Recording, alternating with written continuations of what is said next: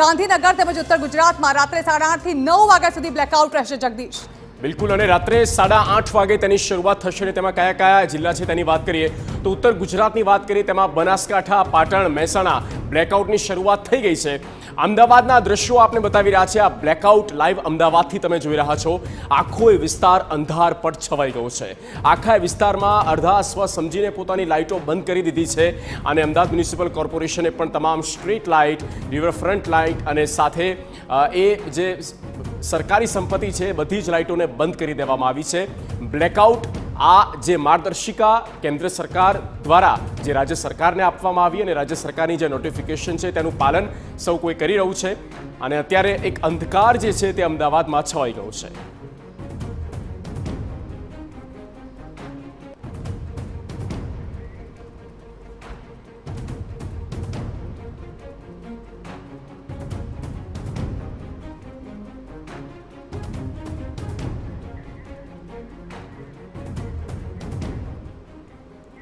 તો અમદાવાદનો ઓવરઓલ કેવો માહોલ છે બ્લેકઆઉટ થયા પછી એ આપને બતાવવા જઈ રહ્યા છે। અમારા સંવાદદાતા ફિલ્ડ પર છે રોનક વર્મા। રોનક, આપ કયા વિસ્તારમાં છો?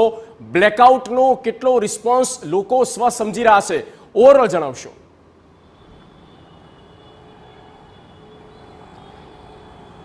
जी बिल्कुल थी जे प्रकारे भारत और पाकिस्तान वच्चे युद्धनी स्थितिનું સર્જન થાય અને તેવા સ્થિતિમાં શું કરવું તેને લઈને જે મોક ડ્રીલ છે તેનું આયોજન કરવામાં આવ્યું છે, જેમાં દિવસ દરમિયાન સાયરન અને હવે 8:30 થી 9:30 વાગ્યા સુધી માફ કરશો જે અમદાવાદ શહેરમાં જે બ્લેકઆઉટની વાત છે તે કરવામાં આવી હતી। આપ સીધા જ દ્રશ્ય જોઈ રહ્યા છો અમદાવાદના મણિનગરથી કે જ્યાં આગળ જાહેર પ્રવાસન સ્થળ કાંકરિયા આવેલું છે। આ ઉપરાંત સમગ્ર વિસ્તાર આપ જોઈ રહ્યા છો કે જે નાગરિકો છે તે સ્વયંભૂ રીતે જે બ્લેકઆઉટ છે તે પાળી રહ્યા છે। સ્વાભાવિક રીતે જે રસ્તાઓ છે તેમાં વાહનોની અવરજવર થઈ રહી છે, એટલે કે વાહનોની હેડલાઇટના કારણે થોડોક પ્રકાશ છે તે હજુ પણ રસ્તા ઉપર જોવા મળી રહ્યો છે, પરંતુ રેસિડેન્શિયલ વિસ્તારોની વાત કરવામાં આવે તો મહત્તમ જગ્યા ઉપર અત્યારે જે બ્લેકઆઉટ છે તે જોવા મળી રહ્યો છે।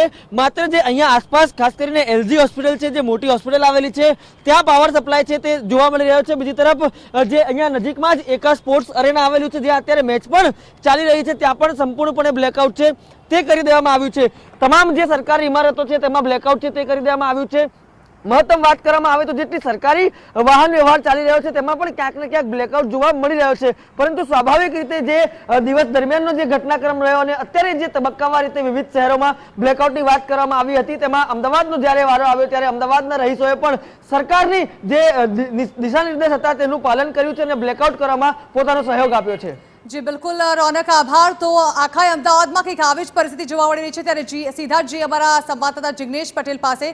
જિગ્નેશ, જાણવા માંગીશું કયા વિસ્તારમાં છો આપ અને ત્યાં હાલ બ્લેકઆઉટને કેવો રિસ્પોન્સ આપી રહ્યા છે લોકો? સરકાર દ્વારા મોક ડ્રીલ બાદ બ્લેકઆઉટ કરવા માટે એક સૂચન કરવામાં આવ્યું હતું, નાગરિકોને અપીલ કરવામાં આવી હતી। હાલ અમે છીએ અમદાવાદના પૂર્વ વિસ્તારના દ્રશ્યો બતાવી રહ્યા છીએ કે પૂર્વ વિસ્તારમાં લગભગ તમામ લોકોએ આ સૂચનાનું પાલન કર્યું છે।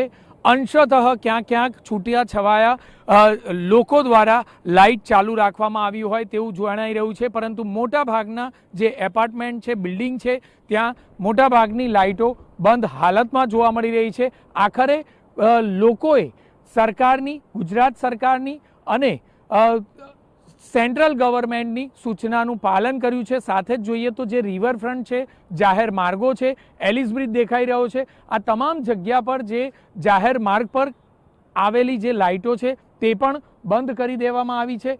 મહત્વની બાબત એ છે કે લોકોએ સૂચનાનું પાલન કરવું જોઈએ। TV9 પણ અપીલ કરી રહ્યું છે કે લોકોએ આ જ પ્રકારનો સાથ સહકાર આપવો જોઈએ અને જે વ્યક્તિઓએ આ મોકડ્રીલમાં આ સમયમાં જે બ્લેકઆઉટ કરવાનું છે તે નથી કર્યું તે લોકોએ પણ સરકારની સૂચનાથી અવેર થવું જોઈએ, સરકારની સૂચનાનું પાલન કરવું જોઈએ, જેથી કરીને આવનારા સમયમાં કોઈ પણ પ્રકારની પરિસ્થિતિનો સામનો કરી શકાય।